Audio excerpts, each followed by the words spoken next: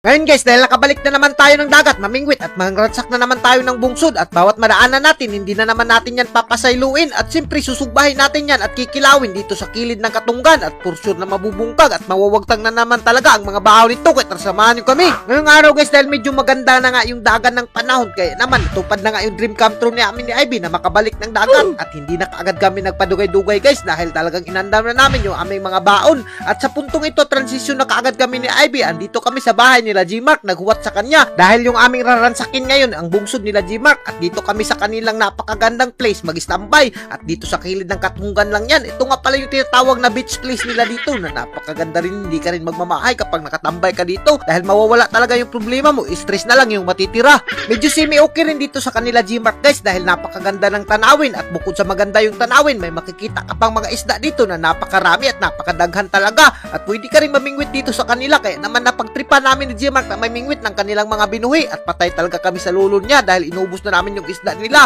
pero napakasarap din naman yung isda nila dito at talagang binahugan nila at medyo matataba pa kaya naman hindi na kami nagpadugay-dugay, bibingwitin na namin yan dahil kikilawin namin yung iba at yung iba naman isusumpahin at as you can see naman guys talagang hindi na namin pinasaylo yung mga labungan dito na napakasarap naman talaga pero sa puntong ito guys hindi pa talaga kami nakontento na mamingwit dahil baka maubos namin yung mga binuhi nila na isda kaya naman sabi ng lulo ni G-Mark dito pupunta na lang kami sa bungsod nila at mangunguha kami at hindi namin papasayluin bawat sumod sa kanilang mga bungsod. Actually guys medyo dool-dool lang talaga to pero binaruto namin dahil sobrang lawom talaga at baka malumos kami at sa puntong ito nagpasama nga pala kami sa lulo ni G-Mark dito na lulo sa lula ni Ivy at kayo na lang umintindi kung ano yung mga pinagsasabi ko basta ang ibig sabihin nun parinti sila ni Ivy at lulo yan ni Imak. Ang isa talaga sa pinaka nagagandahan ako dito sa bungsod guys dahil sudbad na talaga yung mga panudaanan nyo dahil yung mga isda ay nagpapakita na kaagad at nabubugok sila dito at napakarami naman talaga ng isda kapag nakuha mo pero kapag inabutan ka naman ng himalas dito sa bungsod ay nako talagang mga sagbot na lang yung makukuha mo. Buti na lang hindi kami inabutan ng sagbot at napakagaling rin naman ni tatay manguha ng mga isda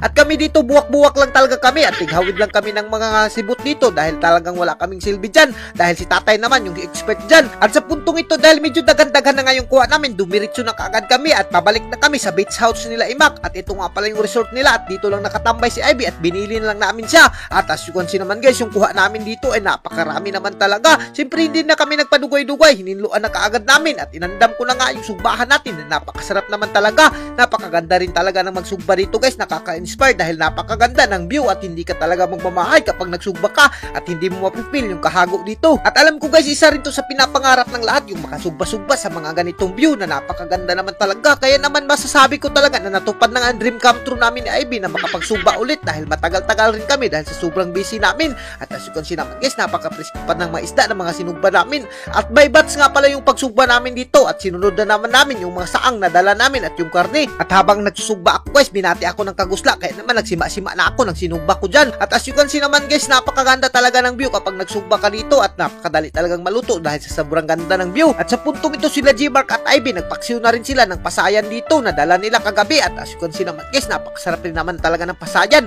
at ito nga pala yung sinugba ko, ito yung last batch ng ating isda na isusugba at habang si Ivy guys ay sobrang nalilingaw siya at nag-sightseeing sa mga isda at sa puntong ito minadali ko na kaagad yung kinilaw natin at kinumot-kumot ko na at tinimplahan ko na ng konting labas dyan para mas maging malasa at maging masarap yung ating kinilaw at medyo nakakamiss lang talaga yung mga ganito yung binungkagay ng bahaw dito sa kilid ng dagat dahil matagal-tagal rin talaga kami hindi nakabalik dito sa dagat kaya naman hindi talaga namin to papasayluin yung aming mga pagkaon na sobrang daghan talaga at maglilibog ka kung ano yung kakainin mo at ang isa talaga sa pinakaganahan ko dito guys no dahil dito ka sa dagat kakain at sino ba namang hindi mapapasarap kapag dito ka sa dagat kumain mas masarap pa to kay Maris Rakal at sa sobrang sarap nga nito guys mapapasabi ka na lang na touch my body then smoke and pagkatapos kumain at sa puntong ito speaking of masarap talagang nasasarapan si Ivy sa pagkain niya biruin mo matagal-tagal rin si Ivy hindi nakabalik ng dagat at hindi ko na siya sinasama dahil napakalakas talaga ng ulan. Maraming salamat nga pala talaga kay G-Mark dahil dinala niya kami dito sa kanilang beach house na napakaganda naman talaga at bukod sa maganda napakasarap pa ng mga pagkain at sobrang sariwa at sobrang presko pa. Naku naalala ko na naman tuloy nung halos araw-araw kami pumupunta ni Ivy ng dagat nung hindi pa kami busy pero ngayon dahil busy na tayo bihira na lang tayo makapunta ng dagat pero huwag kayong mag-alala guys dahil ipapakita pa rin namin sa inyo kung gaano kaganda at gaano kasarap yung aming mga pagkain dito sa dagat namin at alam nyo ba guys pinubri lang talaga tong pagkain namin pero naku sa pinubri na to hindi mo talaga malilimutan yung mga ganitong experience at masusulbad na talaga yung paniudto mo